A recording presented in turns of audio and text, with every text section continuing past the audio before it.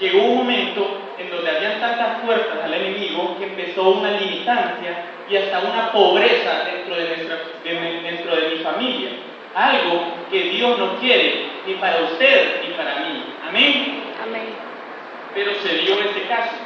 Llegó un momento tal que yo quería buscar donde había esperanza, porque yo creía que la vida no era así. La vida no es de lamentarse, la vida no es de querer anhelar comer bien y no poder, hay veces limitarse para alimentarse. Y me llegué a un punto que llegué a tener anemia crónica y hasta llegué a perder la vista por no tener una buena nutrición en los alimentos. Pero se llegó el día especial que todos hemos llegado en este lugar, que es cuando Jesús toca nuestras puertas, nosotros le abrimos y cena con nosotros. Amén. Entonces ahí encontré esperanza realmente. Y de una sola vez, yo hice un pacto con Dios en esa iglesia donde me empecé a congregar. Y era realmente el mismo pacto que yo hice, era el mismo Malaquías 3, 8 al 12. Exactamente esa, donde yo utilizaba un pacto es como un acuerdo, como un acuerdo bilateral entre una nación u otra. En ese momento, yo le decía a Dios que me bendijera, que me guiara en el camino a la salvación, que me protegiera de todo mal, y yo iba a serle fiel en los diezmos y en las ofrendas. Amén. Este tema, porque sí va a edificar acá, yo vengo y lo traigo como testimonio. Su servidor tiene 15 años de estar ofrendando y diezmando para la gloria y honra de Dios.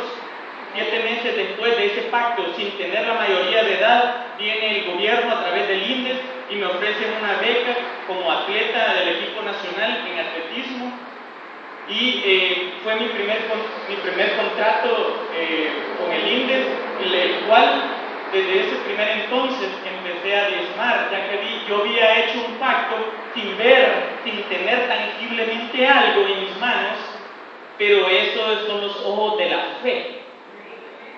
Tú ves sin tocarlo, sin verlo físicamente. Y Dios viene siendo fiel a un sobre, fiel a una ofrenda, Él te bendice. Y yo le llamo a eso al multiplicador de la bendición. Porque aparte, tú vienes y dices, el diezmo te goza de más. Pero vienes y empiezas, si puedes dar $1 a una persona que lo necesita, puedes darle un plato de comida a una persona que lo necesita, empiezas a hacer de bendición afuera también del templo. Empiezas a hacer de bendición no solo en una casa, sino que en las calles. Y empiezas a generar un multiplicador de la bendición. Y empiezas a caminar y te das cuenta que dentro de Malaquías 3 dice, y yo reprenderé al devorador por nosotros, por ustedes. ¿Qué significa eso? Que a un cristiano realmente sobre la roca firme, basado en estas promesas, que no le ha tenido miedo a decir con qué me voy a quedar después para comer, un cristiano que se ha desprendido realmente de lo material que puede funcionar el dinero hoy en día y le ha creído a Dios, empiezas a caminar donde hay crisis y para ti no va a haber crisis. Empiezas a caminar donde un país donde hay colonias con violencia, donde son las zonas rojas de alta peligrosidad, y si tú vas guiado por el Espíritu Santo a decirle a una persona, Cristo te ama, nada ni nadie te podrá tocar.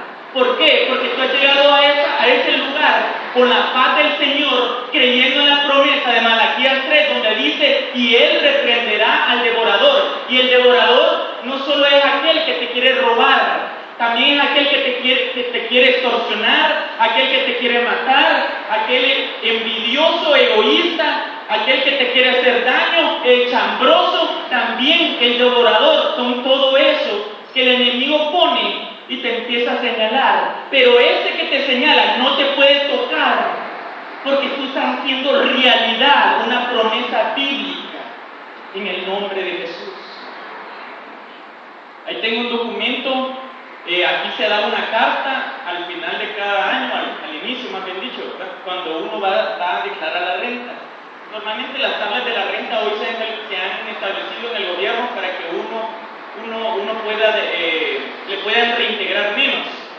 Amén. No sé si se han dado cuenta, pero aquí anda la cosa. Para su servidor, y me imagino que para muchos, al presentar esa carta funciona como una donación cuando usted va a declarar la renta. Por lo menos así lo he utilizado, he tratado de ser lo más ordenado posible. Déjenme decirle que he hecho el cálculo y todos los diezmos que he presentado en esta iglesia, el gobierno en ese cálculo me va a reintegrar el 40% del total del año.